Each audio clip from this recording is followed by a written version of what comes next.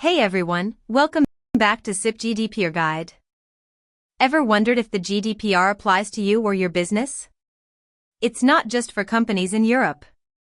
Today, we're diving into the crucial concepts of territorial and material scope under the GDPR. We'll break it down in plain English with real-life examples, so you know exactly who needs to pay attention. Let's get started. First up, let's talk about territorial scope. This basically answers the question, where does the GDPR's reach extend?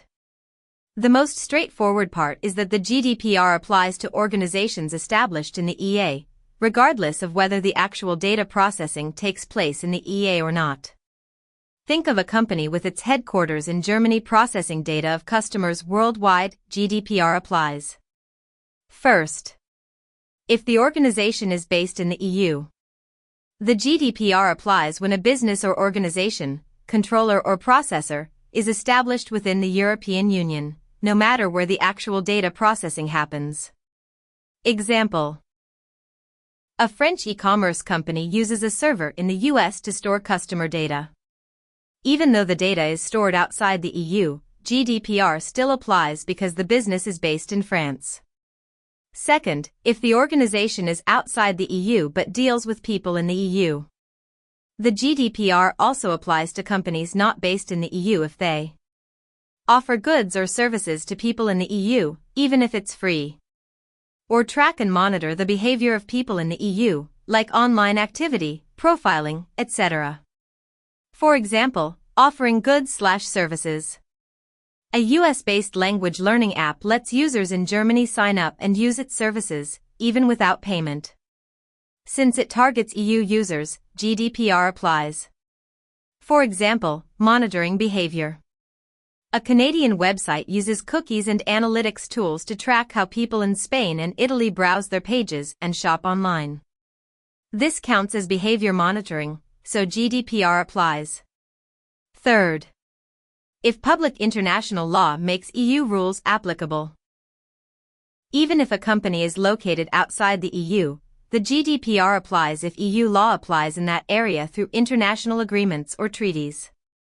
For example, an embassy of an EU country located in a non-EU country processes personal data of visitors. Since embassies often follow the law of their home country, GDPR may apply. Let's make this concrete. Imagine a small online clothing store based in India.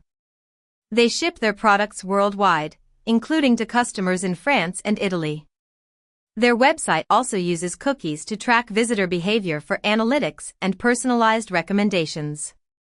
Even though they aren't based in the EEA, because they are actively offering goods and potentially monitoring the behavior of individuals within the EEA, the GDPR likely applies to their processing of that European customer's personal data.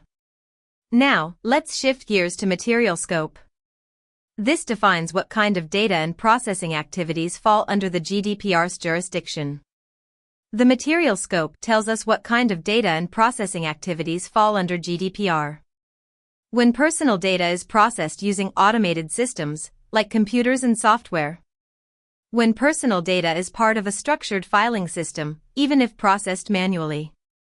But GDPR does not apply in these cases. When the activity is outside the scope of EU law, like national security or defense. When EU member states act under Chapter 2, Title V of the Treaty on European Union, e.g., foreign policy and security. When individuals use data for personal or household purposes only. When criminal law authorities handle data for law enforcement or public security purposes, in those cases, a separate directive applies. Other points to note. EU institutions and agencies follow a separate regulation, EC No. 45/2001, though it's aligned with GDPR principles. The GDPR does not affect existing rules under the E-commerce Directive, 2000/31/EC, especially regarding the legal responsibilities of Internet intermediaries, like hosting providers. Let's say you run a local gym and you collect the names and email addresses of your members for membership management and sending out class schedules. This information clearly identifies individuals, so it's personal data. When you store this information in your database, send out emails, or even just look up a member's details, you are processing that personal data. Therefore, the GDPR would apply to these activities, especially if any of your members are located in the EEA. So, to recap, the GDPR's territorial scope extends to organizations in the EEA and those outside the EEA offering goods/services to or monitoring individuals within the EEA. The material scope covers the processing of virtually any information that can identify a natural person.